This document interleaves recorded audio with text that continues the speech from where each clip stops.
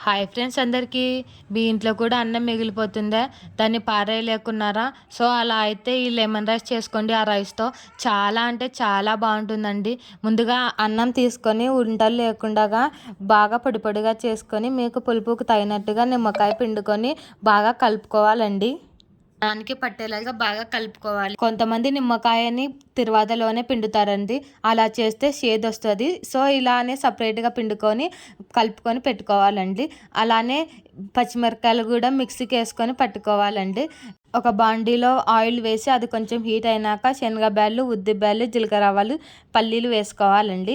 పల్లీలు ఎర్రగా అయినాక చిన్నగా తరుక్కున్న ఉల్లిపాయలను కూడా వేసుకొని, పచ్చి కరివేపాకు వేసుకొని, ఉల్లిగడ్డలు అనేటివి ఎర్రగా అయినాక పచ్చిమిరపకాయల తొక్కు వేసుకోవాలండి. ఇక్కడ నేను పచ్చిమిరపకాయలు మిక్సీ పట్టుకొని వేసుకుంటున్నాను అండి. మీరు డైరెక్ట్‌గా తరిగి కూడా వేసుకోవచ్చు. మా హస్బెండ్ ఇక్కడ పచ్చిమిరపకాయలు తినరని నేను ఇలా తొక్కు వేసుకొని చేసుకుంటున్నాను.